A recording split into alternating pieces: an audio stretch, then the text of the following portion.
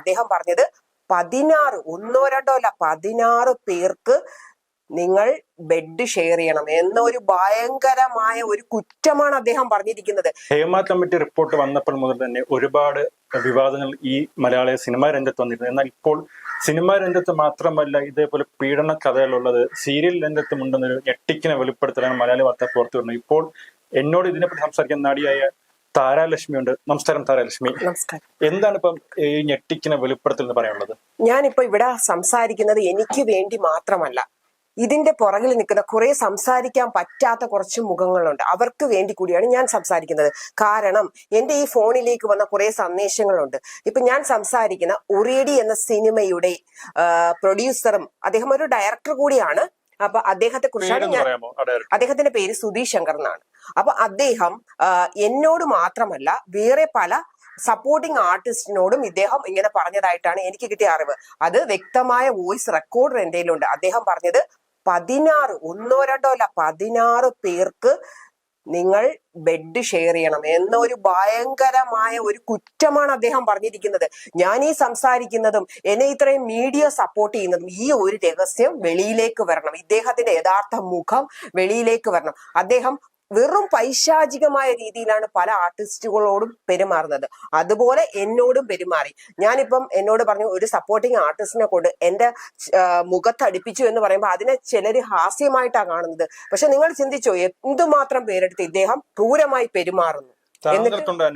എനിക്കുണ്ടായ അനുഭവം എന്ന് വെച്ചാൽ ഉറിയടിയുടെ സെറ്റി വെച്ചാണ് എനിക്ക് അനുഭവം. അവിടെ നിന്നാണ് സ്റ്റാർട്ട് ചെയ്യുന്നത്. അപ്പം അവിടെ അദ്ദേഹം പ്രൊഡ്യൂസർ ആയെങ്കിൽ കൂടി അദ്ദേഹം അവിടെ വന്നിട്ടുണ്ടായിരുന്നു. അപ്പൊ എന്റെ അടുത്ത് പറഞ്ഞു ഇവിടെ ഞാനൊരു ചെറിയ ഒരു പാട്ട് സീനി മാത്രമാണ് അവിടെ പോയത്. അപ്പോഴും അദ്ദേഹം പറഞ്ഞു ഒരു സീരിയൽ എടുക്കുന്നുണ്ട്, താര ഓഡിഷന് വന്നോളൂ എന്ന് പറഞ്ഞു. അത് പ്രകാരം പിന്നീട് എന്നെ കോണ്ടാക്ട് ചെയ്യുന്നത് പ്രൊഡക്ഷൻ കൺട്രോളറായ ഷാനു ആണ്. ഷാനു വിളിച്ചിട്ട് പറഞ്ഞു മ്യൂസിയത്തിന്റെ അവിടെ വരണം, പിന്നെ ഓഡിഷനാന്ന് പറഞ്ഞു. അങ്ങനെ ഞാൻ അവിടെ ചെന്നപ്പോഴാണ് എനിക്ക് മനസ്സിലായത് ഇത് ഒരു ട്രാപ്പാണെന്ന് എനിക്ക് മനസ്സിലായി. അപ്പൊ ഷാനു പറഞ്ഞ കുഴപ്പമില്ല, ഡയറക്ടർ അവിടെ ഉണ്ട്, പോയി സംസാരിക്കുന്നുണ്ട്. അങ്ങനെ ഷാനുവിന്റെ കൂടെ അവിടെ ചെന്നിരുന്നു. അപ്പോഴും അതൊരു വീടാ. അപ്പം അങ്ങനെ സംസാരിച്ചു. അദ്ദേഹം കഥ ഒരു ഷോർട്ടാക്കി എനിക്ക് പറഞ്ഞു തന്നു. എന്നിട്ട് ഇന്ന ആർട്ടിസ്റ്റുകൾ ഉണ്ടെന്ന് പറഞ്ഞു. അപ്പൊ ഞാൻ പറഞ്ഞു സാറേ എന്റെ വേഷം എന്താന്ന് പറയുന്നു. അപ്പം പറഞ്ഞു താര അതിന് കുറച്ച് ഡിമാൻഡ്സ് ഉണ്ട്, അതൊക്കെ അംഗീകരിക്കാൻ പറ്റുമെങ്കിൽ താരയെ വലിയൊരു നടിയാക്കി സൂപ്പർ ഹിറ്റ് ആക്കി തരും. ഞാൻ പറഞ്ഞ് അങ്ങനെ എനിക്ക് പ്രശസ്തി വേണ്ട, ഞാൻ അതിന് ഒരുക്കമല്ലാന്ന് പറഞ്ഞു. അതോടെ അദ്ദേഹം ഇങ്ങനെ കയറി പിടിച്ചു. അപ്പൊ ഞാൻ കൈ തട്ടി മാറ്റി.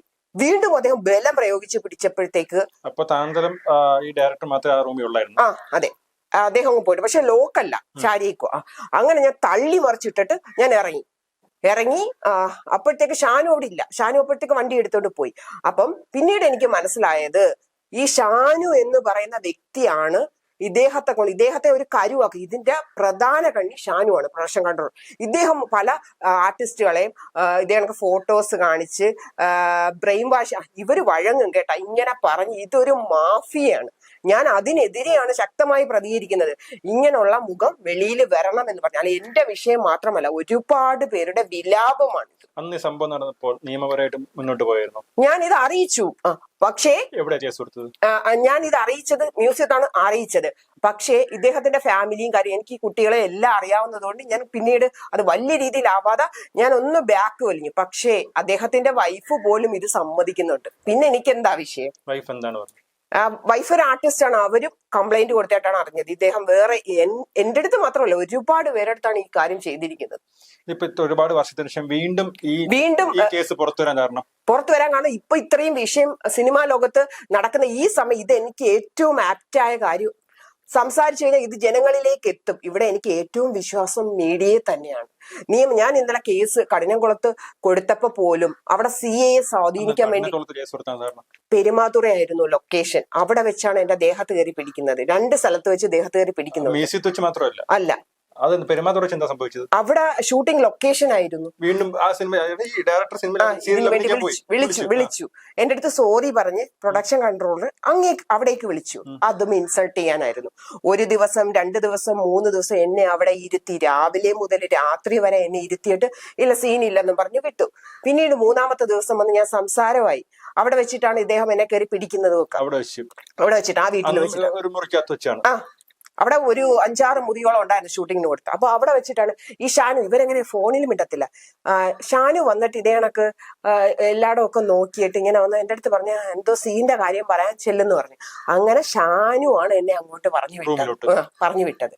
അപ്പൊ ഇവര് ബുദ്ധിപരമായിട്ട് തെളിവ് നശിപ്പിക്കുന്ന രീതിയിൽ ഓരോ കാര്യം ചെയ്യും. എന്നിട്ട് വെളിയിൽ ഇറങ്ങി കാവല് പോലെ നിൽക്കും ഷാനു. അതൊക്കെയാണ്. അങ്ങനെ ഒരുപാട് കാര്യം. പോലീസ് സ്റ്റേഷൻ ചെന്നപ്പോൾ അനുഭവം എന്ന് വെച്ചാൽ എന്റെ അടുത്ത് വളരെ നല്ല എല്ലാ കാര്യങ്ങളും ചോദിച്ചു. എന്റെ കയ്യിൽ നിന്ന് അതുപോലെ ലൊക്കേഷൻ വാങ്ങിച്ചു, അതുപോലെ ഹൗസ് ഓണറെ വിളിച്ച് മൊഴിയെടുത്തു. എനിക്ക് നല്ല രീതിയിലാണ് അവര് മൂവ് ചെയ്യുന്നത്. എന്നാലും സ്വാധീനമുണ്ടെന്ന് പറഞ്ഞു. CA വിളിച്ചിട്ട് ഏതോ ഒരു രാഷ്ട്രീയ പാർട്ടിന്ന് ആരോ വിളിച്ച് പറഞ്ഞിട്ടുണ്ട് കേസ് ഒതുക്കാൻ വേണ്ടി. പക്ഷെ എനിക്ക് വിശ്വാസമുണ്ട്. ഈ സംവിധാനം പിന്നെ കണ്ടിട്ടുണ്ടായിരുന്നോ? പിന്നീട് കണ്ടിട്ടുണ്ട്. പിന്നെ ഇതിനെ പറ്റി സംസാരിച്ചിട്ടില്ല. ഇല്ല. അപ്പൊ ഈ സിനിമയിൽ മാത്രമല്ല ഇതേപോലെ ഈ എന്താണ് സ്ത്രീ പീഡന സീരിയൽ ഉണ്ടെന്ന് സീരിയൽ മാഫിയാണ്. പക്ഷെ ഒരു വ്യക്തി പോലും ഇതുവരെയും സീരിയലിലെ കാര്യം പറഞ്ഞില്ല എന്നുള്ളതാണ് വളരെ വിഷമം. ഞാനാണ് ധൈര്യപൂർവ്വം എന്ന് പറഞ്ഞിരിക്കുന്നത്. എന്ന് വെച്ചാൽ ഒരുപാട് പേര് ഇതിന്റെ ബാക്കിൽ എന്നെ വിളിച്ച് പറയും, ചേച്ചി ഒന്ന് പറയും, ഞങ്ങളുടെ പ്രശ്നം കൂടെ പറയും. അവർക്കൊക്കെ പേടിയാണ്, അവരുടെ ഫാമിലി ഇഷ്യൂ.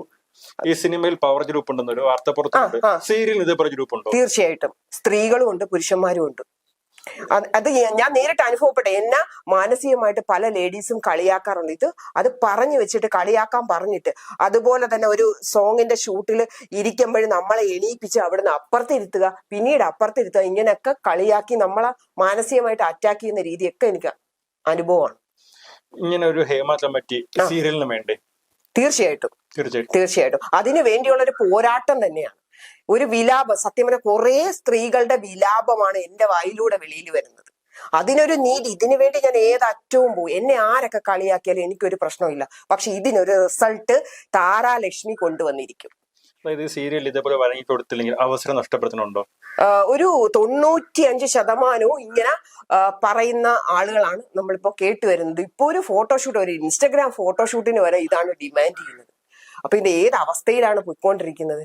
അപ്പൊ ഇവിടെ തുറന്നു പറഞ്ഞു കഴിഞ്ഞാൽ അവര് ശരിയല്ല. നമുക്ക് സത്യം തുറന്നു പറയണ്ടേ, നമ്മുടെ അനുഭവം പറയണ്ടേ. അതെ. ഹേമ കമ്മിറ്റി റിപ്പോർട്ട് വന്നപ്പോൾ തന്നെ സിനിമാ രംഗത്തെ പല കഥകളും പുറത്തു വന്നത്. ഇന്ന് മുതൽ സീരിയൽ രംഗത്തെ കഥകളും പുറത്തു വരികയാണ്. ഇനി വരും ദിവസങ്ങളിൽ എത്രത്തോളം സീരിയൽ നടിമാർ ഇതുമായി ബന്ധപ്പെട്ട് കഥകൾ മാധ്യമങ്ങളുടെ മുമ്പിൽ വരുന്നത് കണ്ടറിയാം. ക്യാമറാമാൻ വിനോദിനൊപ്പം reporter Abhilash.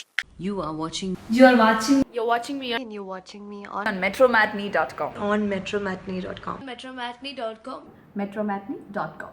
Subscribe for more videos. Subscribe here for more videos. Subscribe here for more videos. Subscribe now. Thank you.